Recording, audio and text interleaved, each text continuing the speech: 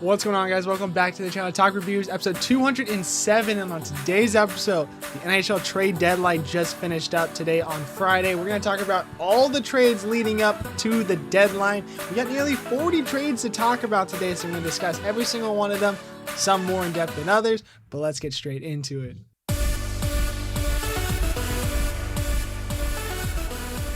So trade deadline started pretty early in the year once again. It seems like teams are starting very early in the trade deadline era now of making these trades. I mean, we got trade for Artemi Panarin before the All-Star or before the Winter Olympic break started. So we're getting a lot of stuff before the actual trade deadline comes the day of, which I'm okay with, but it does kind of dilute the trade deadline day. But today was not that bad. It did have a lot of lulls today, but near the end got ramped up big time with some big names moving. But we'll start off earlier in the week. Minnesota getting Michael McCarron from Nashville for a 2028 second round pick. I'm okay with this from both sides. I think Minnesota needs a little bit more depth, and Nashville does not have a very good team right now. They need a full reset, so getting these draft picks, getting rid of some of the top players, unfortunately, is not great for Nashville, but getting the draft picks is definitely going to help for the future and the long haul for them. Vegas picks up Cole Smith from Nashville in exchange for Chris Sedoff and a 2028 third-round pick. Again, same deal as I think of the last trade. Good for Nashville. Vegas getting a depth forward as well is definitely going to help them out, but big thing here is Nashville getting another player that's going to help, or another draft pick that's going to turn into a player that's going to help them out in the future, which I think is a big necessary steps forward for Nashville getting back to where they used to be. Next up, Dallas picking up Tyler Myers from Vancouver in exchange for a 2027 second round pick and a 2029 fourth round pick. Tyler Myers moving over to Dallas, I don't think it's too bad at all. I mean, he's a big defenseman, kind of on the older side. I don't think it's going to be anything crazy. It's not paper jump off the books kind of thing. But Tyler Myers is not a bad pickup for them. And Vancouver, again, not good at all. Spoiler alert, Elias Pettersson did not get moved, so they had to move some other names around. They got some good assets back when it comes to draft picks, but for the most part, it doesn't make sense to keep Tyler Myers, so a pretty good trade for both sides here. Nashville trades Nick Blankenburg to Colorado for a 2027 fifth round pick. I don't know Blankenburg's game, so I don't have much to say of this, but another draft pick for Nashville, so a good plus there. Utah gets Mackenzie Weegar from Calgary in exchange for Oli Mata. Jonathan Katastanga, which is the signing rights to him. I doubt I said that correctly. And 3 2026 second round draft picks that belong to Ottawa, the New York Rangers, and Utah. So the real big one right here, obviously, to talk about, Mata going over to Calgary is going to help replace what Weegar has, but Mata is definitely not even close to the player he is. Getting those 3 second round draft picks, though, I think are going to be huge, especially with the teams that are involved. Utah's pick is going to be low because I think Utah is going to be on the cusp of either making the playoffs or not making the playoffs. So this is going to be a low draft pick, but the Rangers are not making it. And by the looks of it, I don't know if Ottawa is going to make it either. So those could all be really good draft picks in the long term. Maybe even move them if you have that much leverage over some other teams and maybe players that you want to get for Calgary. So Calgary did move a lot, and I think this is a really good stepping stone for them moving forward in the rebuild. Mackenzie Weegar going to Utah is going to be huge. I hear a lot of great things about Weegar when it comes to his game style. I watched him a lot being an Anaheim fan. If you didn't know, Anaheim Ducks, my team. But Mackenzie Weegar, I think, is going to be a great asset to Utah. And Utah needs to make that playoff push. They got to get something excited over there for the Mammoth. So I think Weegar is a really nice pickup for them. So really excited to see what he does in Utah. Next up, Edmonton getting Colton Dach and Jason Dickerson, only 50% of his contract, from Chicago in exchange for Andrew Mangiapane and a 2027 conditional first round pick, which is actually top 12 protected. It will shift to 2028 if it has to. I think this is a really nice pickup for Edmonton. They get a couple of depth players, in my opinion. I don't know if Dickerson's going to be all that special. I think there probably could have been some better options out there, but with the retaining salaries, that's huge. And the cap space that Edmonton had was not very much. So there's probably wasn't that much they could do with this. So if they wanted to get better, they had to go out with something like this. Mangiapane obviously has not worked out at all in Edmonton, so I'm not surprised he goes on the move. So I'm really honestly not really excited for either one of these. I think Chicago wins big time here, getting that first round pick. I don't think it's going to be a great first round pick. It probably will not shift to 2028 being a top 12 protected, but if it does, then maybe Chicago cooked on this one. But Mangiapane definitely was not working out in oil country, so he's definitely had to go on the move there. So we're curious to see where this goes, but not a real exciting trade in my eyes. Vegas Golden Knights pick up Nick Dowd from Washington in exchange for Jesper Vikman, 2027 third round pick, and a 2029 second round pick. Again, Vegas, they like their depth guys. They like to win now. Their draft picks are probably like non-existent, so it doesn't really matter to them.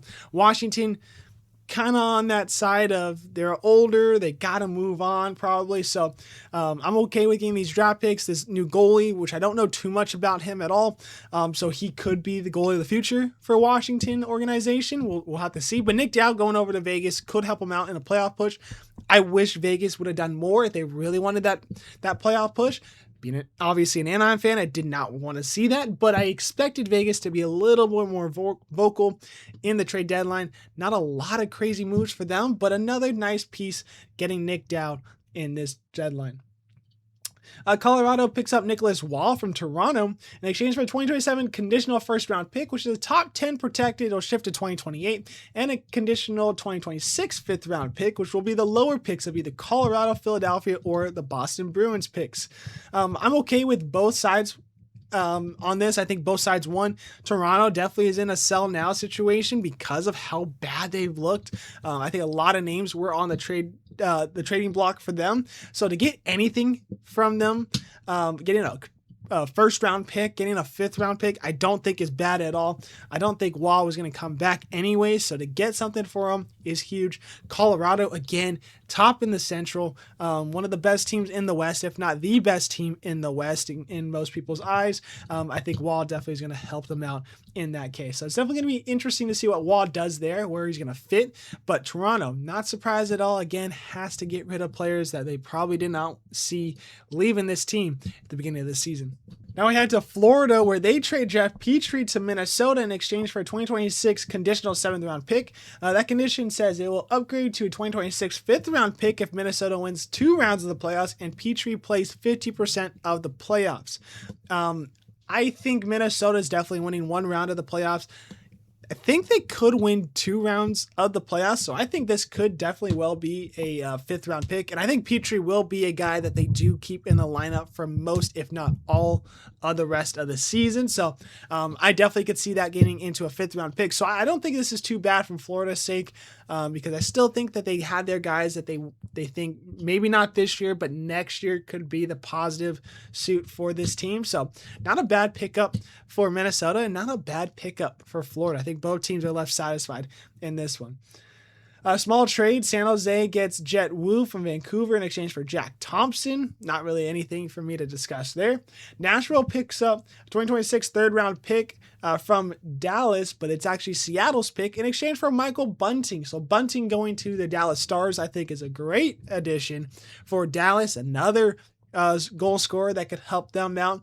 Another option for Dallas, and Dallas is trying to keep up with Colorado right now. So I think this is a great pickup here. And again, Nashville, they do not need these guys on this kind of playoff, quote unquote, playoff push, which is not existent. So I think this is a nice pickup here, and it's Seattle's draft pick. So I don't even think Seattle is going to be all that great when it comes to making playoffs. So this could be a pretty good draft pick for the Nashville Predators. Ottawa and LA made a trade. Ottawa picks up Warren Foegele and a 2026 conditional 3rd round pick, which will be the lower of either Dallas or LA's 3rd round pick, in exchange for a 2026 2nd round pick and a conditional 2026 3rd round pick, which that 3rd round pick will either be the higher of Colorado or Washington or Ottawa. But if both teams miss the playoffs, it will be the lower pick of either of those teams. I could see both those teams missing playoffs, but I could also see a team like maybe Ottawa making the playoffs. It felt like Washington did sell, so I would not be surprised to see Washington miss the playoffs, but I think Ottawa did do a little bit something here to get their team a little bit more excited and maybe make that playoff push, but the East is very difficult this year. But going back to this trade, Warren Fogle going to LA, I don't know what LA is thinking right now. I don't know if LA really has that idea of like, we can win now situation. I mean, they just picked up Panarin, yes, but they lose Kevin Fiala during the All-Star or towards the winter Olympic break. They lose Fogle now to a couple draft picks here. So I don't know where their mindset is going. They also lose, spoiler alert, Corey Perry in the to Tampa Bay. So I don't know where their mindset is. I could still see them making playoffs. I think they're still a solid team. They have a good roster, but losing a guy like Fogle, I think, could hurt them in the long term. So maybe LA misses playoffs losing a guy like that. Ottawa trades David Perron to Detroit in exchange for a 2026 conditional 4th-round pick. That condition states that if David Perron plays at least one game, it'll turn to a 2026 4th-round pick from Columbus. If Detroit wins the first round of the playoffs, plus Perron plays 50% of those games, it moves to a 2026 3rd-round pick. So there's two conditions here. It could turn into a better 4th-round pick and even potentially a 3rd-round pick for Ottawa. I don't think Perron is a great asset in Ottawa, in my opinion. I haven't watched a lot of Ottawa, but I don't really hear his name move around too much. He's played in Detroit before. This is not a big surprise for Perron being moved to a team he's already played for. It seems like he makes a big impact at the places he has played at. I wish Detroit did a little bit better at this deadline, but David Perron could help out a little bit, especially because he has known the system before. He's familiar with that locker room, so that could help in the long term. Columbus picks up Connor Garland in exchange for a 2028 2nd-round pick and a 2026 3rd-round pick for Vancouver. I think Garland's a pretty solid pick.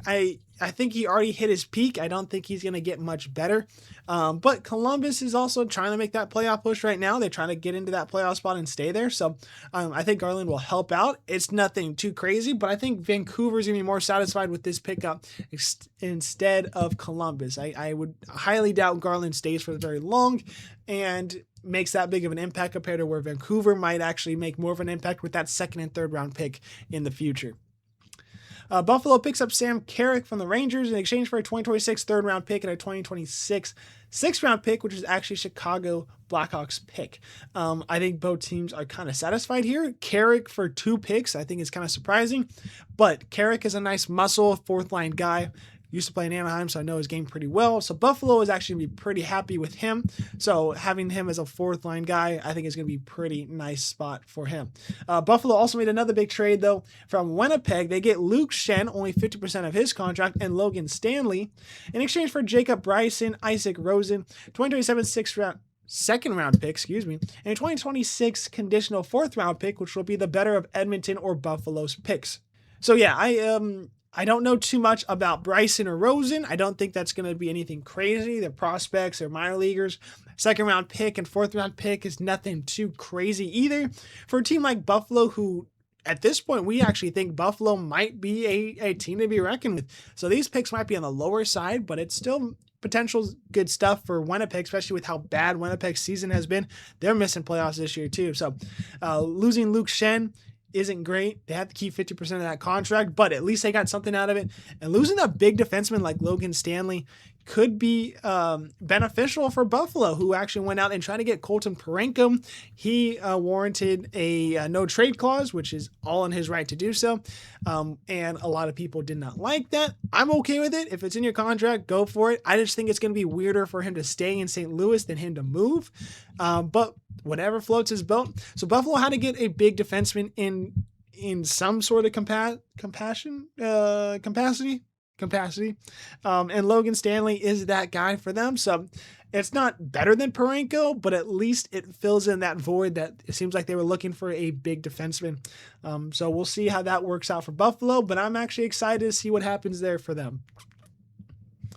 Anaheim and Washington made a unexpected trade. Washington gets a conditional 2026 1st-round pick and a 2027 3rd-round pick in exchange for John Carlson. Real quick, that condition, though, will turn into a 27 if Anaheim misses the playoffs, Anaheim will retain the option to send their 2026 first round pick and until the selection right before it has been made in the 2026 draft. So if they need to move that draft pick because they miss playoffs, they can. If they make playoffs, it will stay a 2026 first round draft pick. But John Carlson going to Anaheim from Washington. This guy has been the all-time leader in any single category you could think of for a defenseman. He is Mr.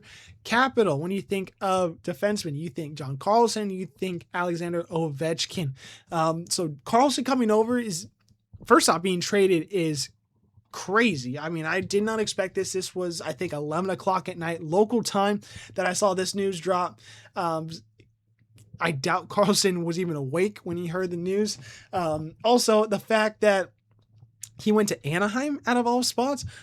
Pat Verbeek has been cooking with his picks and his trades, and I've been a little bit fishy about his the way he's been doing some of these things, especially in the free agency. There hasn't been a lot of free agent signings, but the ones he has made, like Granlund, has actually turned out to be pretty solid. So John Carlson coming over, I think, is definitely going to help out this team. This team is making playoffs, regardless of what you guys think. Anaheim is making playoffs this year. It's just going to be depending on where they're going to be placed. They could be winning the Pacific. They're 1 point out right now of behind Vegas. They're the only team in the Pacific to have more wins than losses on their record. So that's something just to note big time. And Carlson has made a playoff push. He's won a Stanley Cup. He's made the playoffs multiple times. Having that leadership on that back end with those young guns right now, I think is going to be huge for this team.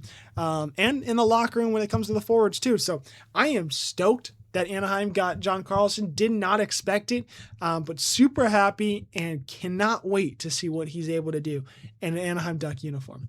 Minnesota gets Bobby Brink, Minnesota native actually, from Philadelphia in exchange for David Yersak. Not too much to talk about besides Bobby Brink is a solid forward, a little bit of a slow year this year, but Minnesota native. Philly also made another trade with Boston, another kind of minor league trade pretty much. Brett Harrison, Jackson Edward, and a future considerations go over to Philly. Going over to Boston's Alexis Grendon and Massimo Rizzo. Again, not much to talk about there.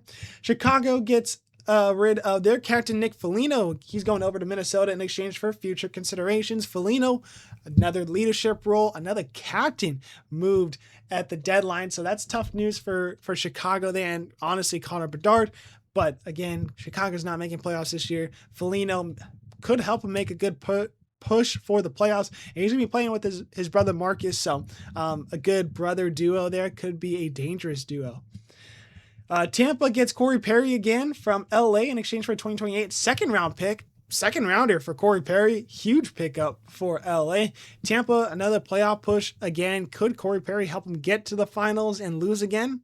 100%. Would not be surprised if that were to happen, but not really too excited here. I don't think Corey Perry fit all that well in LA. And again, it's just another trade where I just do not know where LA is going with this. Do they really think they can make a playoff push? Are they selling enough to kind of be like, if we don't make it, we don't make it. If we do, we did it with most of the same guys that we've had all season. I don't know where they're trying to go with this. Florida picks up Vinny Hinostroza from Minnesota in exchange for future considerations. Really not anything for me to discuss there. Nick Delorier goes to Carolina from Philadelphia in exchange for a 2027 conditional 7th round pick. That pick transfers if Carolina wins 2 playoff rounds and he plays 50% of his games. I would expect Delorier to probably play 4 minutes of 50% of the game. So I expect that trade to go through. San Jose picks up a 2026 4th round pick from Washington, which was originally Vegas's pick, in exchange for Timothy Liljegren. Liljegren is not better than John Carlson, but at least will replace what John Carlson has lost. And Liljegren did used to play in Washington, so he kind of knows the system there too. So not really much to talk about, but kind of a small trade there. Pittsburgh gets up Elmer Soderblom from Detroit in exchange for 2026 3rd round pick, which was initially actually San Jose's pick. Again, not much for me to talk about. Islanders pick up a captain from St. Louis. Braden Shen actually goes over there in exchange for Jonathan Drouin, Marcus Gidloff, 2026 first round pick, which was Colorado's, and 2026 third round pick, which is New Jersey's. Now, looking at this, I think Shen Also had a no trade clause. He waived it to move over to the Islanders. The Islanders are a very boring team. I do not enjoy watching Islanders hockey, and that's nothing against the Islander fans, the Islanders themselves. It's just the system that they run. It's just a very boring style of hockey. But Matthew Schaefer is a very fun player to watch. Maybe he's going to make that a little bit more exciting to watch for casual fans of hockey and West Coast fans of hockey, because I'm not sitting down to watch Islanders game at all unless it's Matthew Schaefer. So Brayden Schenn going over, I think, is going to help him out for sure. I think they're going to make the playoffs, and having Brayden Schenn definitely is going to help him out a big time there, especially in the centerman role there too. So really nice pickup for the Islanders. For St. Louis's sake, again, they're kind of in that rebuild situation. They wanted to get a lot from Parenko. Ends up not happening. So at least they get something for Schenn, but it's not that great of a haul. They do get a first rounder, but it might not be that great of a pick. So bigger win for the Islanders over the Blues. Small trade. Chicago gets Derek Pouliot in exchange from the Rangers for Aiden Thompson. Nothing to discuss there. Anaheim gets a 2027 7th round pick from Calgary in exchange for Ryan Strome. This seems like a salary dump, in my opinion, for Anaheim. 7th rounder is nothing. Strome has another year in his contract. I think they had to just make some room for some spots here. But losing Strome kind of stinks. But again, he's kind of on the older side, and Anaheim just signed Ryan Poehling to a long-term contract. And I like Poehling better than Strome right now. I like the upside there. So not bad for the long term for Anaheim. Boston picks up Lucas Reichel from Vancouver in exchange for a 2026 6th round pick. I want to discuss more about this, but I really just don't have much more. Reichel, I think, used to be a better player. Hasn't had all that great of a year at Vancouver. Maybe it's different in Boston. We'll see how that goes. Detroit picks up Justin Falk from St. Louis in exchange for Justin Hall, 2026 first round pick, a 2026 third round pick, which is actually San Jose, and Dmitry Buchelnikov. I don't really have too much on Justin Falk anymore. Older style defenseman. Detroit needs better depth defensemen, so I'm okay with them picking up a D-man. I don't think Falk is all that great right now, though. What they lost in exchange, I don't think is going to break the bank for Detroit. I think they kind of overpaid, though, but it sounds like maybe they were a little desperate on their part, because a first round, third round, and 2 players just seems a little high for Justin Falk, in my opinion. So I think St. Louis won this trade, but I think Detroit in the short term is going to be happy with it.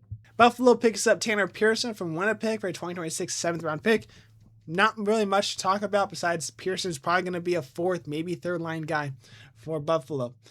Calgary picks up Brennan Otherman from the Rangers in exchange for Jacob Badagalian.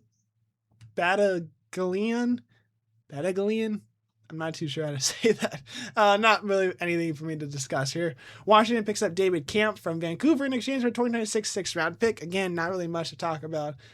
Both teams, I guess, are satisfied there. Colorado gets Nazem Kadri, and only 20% of his contract is retained for a 2027 4th round pick from Calgary in exchange for Victor Olofsson, Max Caron, 2028 conditional 1st round pick, and a 2027 conditional 2nd round pick. That 2nd round pick will be the better of Colorado and Minnesota's pick, but for the 1st round pick, it will be a top 10 protected or shift to 2028. But if 2028 1st round goes to Toronto for Waugh, then it will be an unprotected 2029 1st round pick. So, I mean, there's a lot here to discuss. Kadri was a big name that I think a lot of people expected to move. A couple people had different spots, but mainly Colorado was the only destination there. I do not think they overpaid for Kadri. I think Kadri in Colorado was a great fit. I really do not know why Colorado either let him walk or he signed somewhere else outside a money situation. So I like Kadri in Colorado a lot. I think it's definitely going to help out that playoff push. And again, I don't think they overpaid for him. I don't think Olofsson and Caron is going to be anywhere close to what Kadri's going to do in Colorado for the next X amount of time he's going to be there. 1st and a 2nd is a little high, but again, I think they're going to be very satisfied, especially with how good Colorado is right now. Kadri's just going to help them out even more. So I think both teams are satisfied here. Calgary is in the rebuild situation. Colorado is in the win now situation. So this is a great trade for both sides. Ottawa and Washington make a trade. Ottawa gets Graham Clark, and Washington gets Wyatt Bong Giovanni.